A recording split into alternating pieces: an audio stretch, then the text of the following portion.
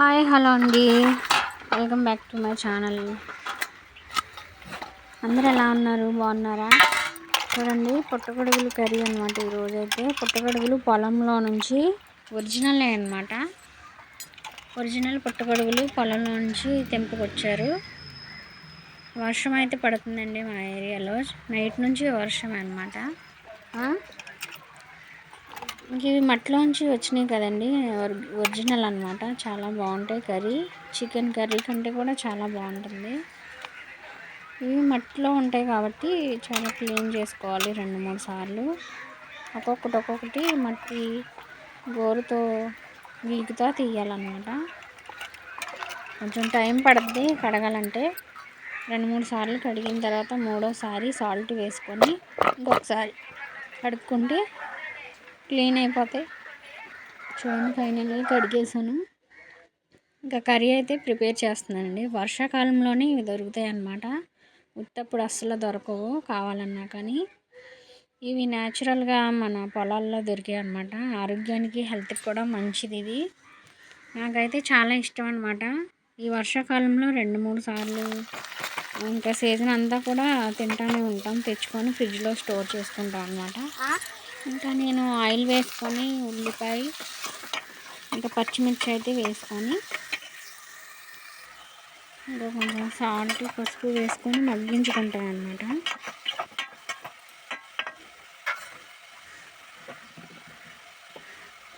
ఫస్ట్గా నా ఛానల్ ఎవరైనా చూసే వాళ్ళు ఉంటే లైక్ చేయండి, సబ్స్క్రైబ్ చేయండి, కొంచెం సపోర్ట్ చేయండి. సాల్ట్ వేసేసుకున్నాను, పసుపు వేసుకొని ఇంకా మూత పెట్టుకొని మగ్గించుకుంటాను కాసేపు అన్నమాట.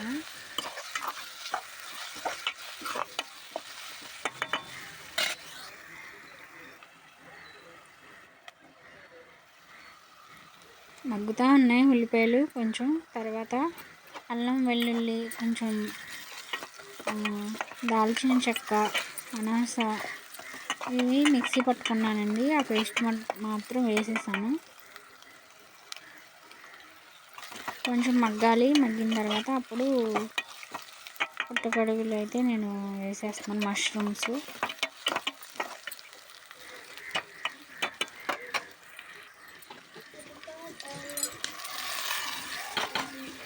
ఇంకా నేనైతే పుట్టగొడుగులు వేసేసుకున్నాను.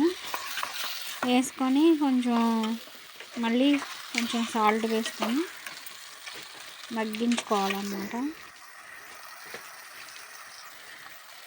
సాల్ట్ వేసి కొంచెం మగ్గించుకుంటున్నాను. చాలా అయితే చాలా బాగుంటుంది పుట్టగొడుగుల కర్రీ.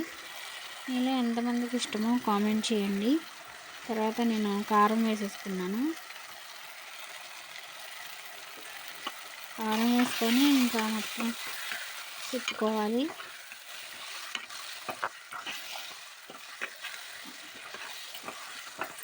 చూడడానికి చాలా రెడ్గా చాలా బాగుంది కదా.